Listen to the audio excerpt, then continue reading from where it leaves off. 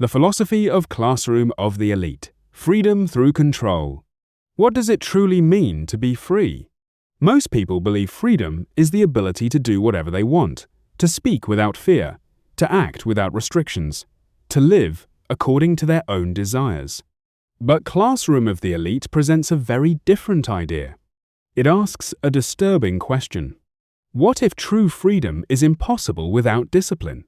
And no character embodies this paradox better than Kiyotaka Ayanokoji. Ayanokoji is not the typical anime hero. He does not seek recognition. He does not chase friendship. He does not dream of becoming the strongest. Instead, he observes. He calculates. He waits. While everyone around him is controlled by emotions, pride, fear, or ambition, Ayanokoji remains calm, detached, unpredictable. And this is where the philosophy of Classroom of the Elite begins. Most people believe they are making their own choices, but in reality, they are often controlled by invisible forces. Their emotions dictate their actions. Their insecurities shape their decisions. Their desire for approval influences their behavior. They think they are free, but they are prisoners of themselves. Ayanokoji understands this better than anyone. Having grown up inside the White Room, a place designed to create perfect humans, he learned a brutal lesson. The greatest weakness is not physical weakness. It is emotional dependence. The moment someone can control your fear, they can control your actions. The moment someone can control your desires, they can control your future. The moment someone can predict your emotions, they can manipulate your decisions. That is why Ayanokoji constantly trains himself to remain objective, not because he lacks emotions, but because he refuses to become their servant. This philosophy extends beyond the classroom. In real life, the people who achieve extraordinary success are often not the smartest or the strongest. They are the ones who can remain rational when others panic. They can stay focused when others become distracted. They can make difficult decisions while everyone else is controlled by emotions. This is the hidden lesson of Classroom of the Elite. Power is not the ability to control others.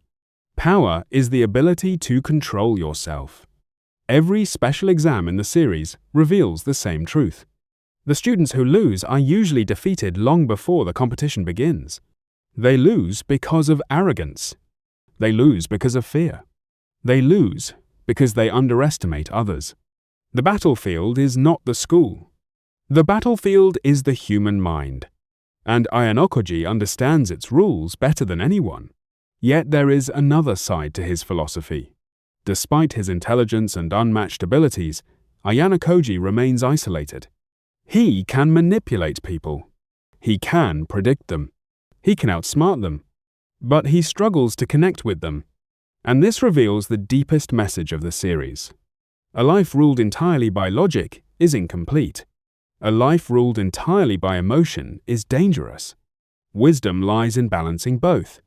The strongest person is not someone who suppresses every emotion, nor is it someone who follows every feeling. The strongest person is someone who understands their emotions without becoming controlled by them. Perhaps that is Ayanokoji's real journey. Not becoming stronger, not becoming smarter, but becoming human. Because in the end, Classroom of the Elite is not a story about elite students. It is a story about freedom. The freedom to think independently. The freedom to resist manipulation. The freedom to master yourself. And maybe the greatest lesson of all is this: the person who conquers their own mind will always be more powerful than the person who tries to conquer the world.